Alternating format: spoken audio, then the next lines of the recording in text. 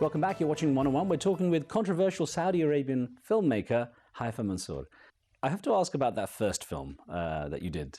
And simple title. What was that trying to say?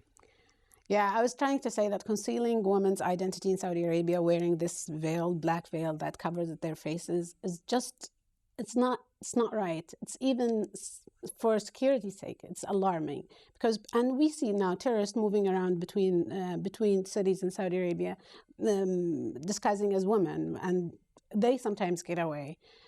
And that's it. There was a rumor in the society that there was like a serial killer who goes around and kills women and dressed as a woman. And I didn't come up with the script. I just did what people were thinking in the film.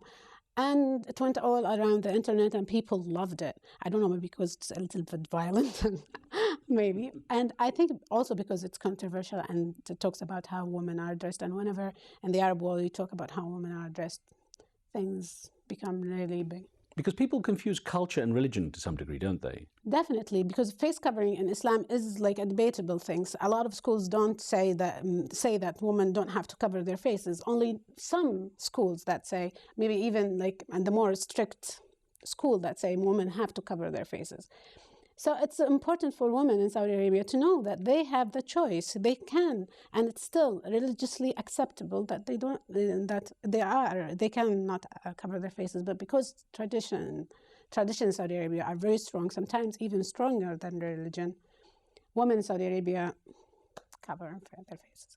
What were the highs and lows of that first film? What did you find to be the challenges and the rewards? I didn't expect that it will introduce me to people. It was like very short, only 7 minutes, and I didn't think, and I was only making a film that I felt will matter. So I got scared because I got lots of hate mail, right. Like people, and especially it went around the internet, but made me stronger. I understood that like lots of people might talk, but thanks God, nobody did anything so far. What were they saying in the hate mail? What was the biggest point of contention for them?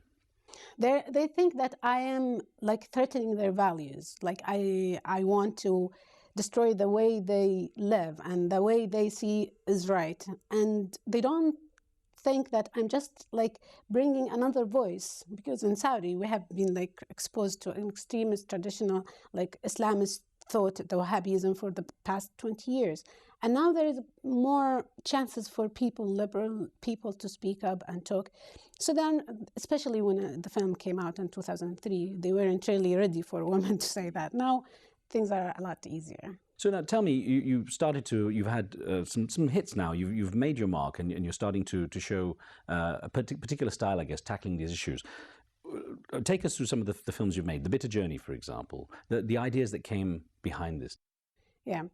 When I did Who, I thought a lot of people were angry. And I wanted to tell them, I belong to this society. I am from you. I am just one like you. But I have different ideas, maybe. I'm not like an alien. And that story is even based on my father's story. My father, it's like about a person who leaves the village when he was little, and he gets education abroad and never goes back to the village because his ideas of the world had changed. When he was little, he didn't build his bonds to where he comes from.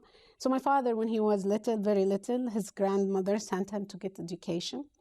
And he never went back to the village. He went really rarely. And I love my father. God bless him. But I wish that we had the chance to go to that village and see, be part of that. And I just wanted people to know that I really love Saudi. I really love the land and the people.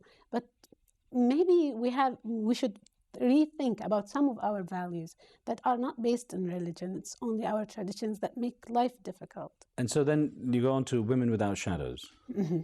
And again, the theme is women. Yeah. I really love that film, and I feel so close to it because I went to my own village, my mother's village, not my father's, in the eastern province. And they opened up. They were all covered in black and everything, but they opened up and they talked to me and they told me about their lives. So I felt so close, and the film was very intimate for me. There was a very intimate relation, but people also received the film very, I don't know, there was a lot of fuss around the film. And because I interviewed another sheikh, a sheikh, and he was saying in the end, and I was really amazed and I respected him because he was saying women don't have to cover their Yeah, faces. so this is a religious leader speaking out like this. Yes. And I really wanted women to see that. He, in the early 90s, he was saying that women should cover and everything. But like even like big figures in the very traditional thought, they are re-examining their saying. And that is what I brought in the film. And he didn't like it, obviously. So that was very controversial and everything. How have you felt that evolution across the films? What have you learned? How have you matured as a filmmaker? I felt like I have lots of things to say, but I need to work on my tools. As me, that was like I decided to stop. I'm not gonna, although I had lots of pressure to produce my script, my next script. Like I met with Prince Al-Walid, and he offered to sponsor my first film altogether, and Rutana was ready to produce the film, and they're still like they're ready. But I felt if I'm gonna produce a film with that big budget, I have to stop and make a film right. Like this film comes out, it has to be well made. It is not like. So that is for me as a filmmaker. I understood that I have to work on my craft. And that's what I wonder, if you know what it is. There's the technical side, of course, and then there's the software side, if you like, the content. And I wonder to what extent you with the changing environment there is with the technology, people are using digital video cameras now and special effects and so on. How much that's affected the way you approach the craft? I mean, are you a traditionalist in the sense of let's stay away from all the electronic gadgetry and? Definitely, I am with social realism kind of thing. I like simple films, like Iranian films. I don't think we're really still up to the Superman kind or Iron Man kind of film. It is not what people expect from our culture. Our cultures have more of the complexity of the culture is what should shine in the film, and that is what we should bring about. And we need, and for me, is to write a script that is very poetic, that is very has layers of depth, intellectual depth, so a person when sees the film understands that it is really a story about a human being. So that is what I'm looking into, and it is really harder. I think for me, it's harder than like Superman, because you need to make a film that is powerful in its message. It's really hard. And you need actors, not special effects. Exactly. So then picking actors is a challenge, I guess. Now, I wonder, if obviously what you're doing as a craft is opening up that hidden world, especially with Saudi Arabia, but the Arab world, the Arab woman's world, but Saudi Arabia especially, it's opening it up to the rest of the world. And people are getting a glimpse. Especially in the West, for a closed society like Saudi Arabia, they don't fully understand what's going on. So what do you think, someone who knows both sides, what do you think is the biggest misunderstanding the West has about a country like Saudi Arabia, and particularly the women there? I don't know if it's misunderstanding, but I think they don't see them. It's hard for you to see Saudi women as humans because they are always in black. They look like something. It's hard to identify with them, and that is what I'm trying to bring, to make them see how to bring them into the lives of women. It is hard, even for me, when I speak with someone who's fully covered. Sometimes you forget there is a human being behind that veil, and I want to break into this world and bring it to them so they can see how it is, and maybe even for Saudi women more than the West, to see how their lives can change and how opening up can make their lives a lot easier. And that's an interesting point. I wonder how much resistance you get to what you're saying and your message from Saudi women themselves. Well, there are traditionalists who really feel that they feel more secure in that way. Definitely, and they are in the middle class, they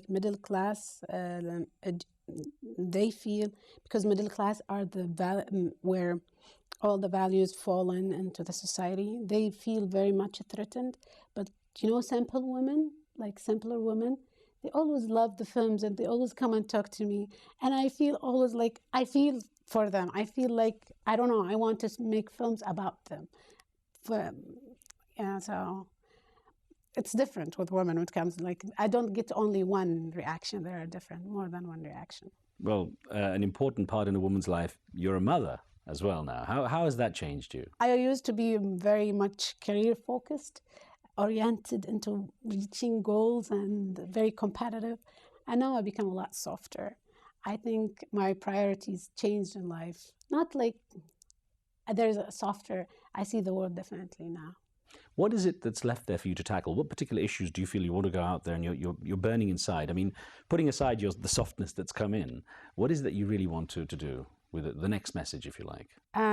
My next film, my film is about a woman coming out of age, like just becoming like not a woman. She's a little girl that being treated as a woman. She's only 9 or 10, and that would happen in Saudi Arabia. Around this age, you're forced to wear the veil, and even like you're taught in school, so the literature is totally different.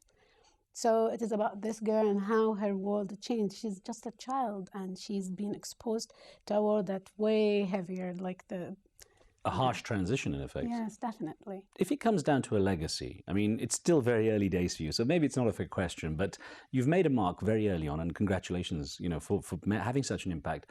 What would you like to be when the time comes? What would you like to be remembered as? How would you like your legacy to be as a filmmaker? I want to make films that matter. I don't want to make films only that people forget. I want to make films that touch people and speak about them, especially like people who don't have voice, like women. I really want to give them voice and be part of that movement. Well, Haifaa, I wish you luck. Thank you very much for talking with us. Thank you. Thank you.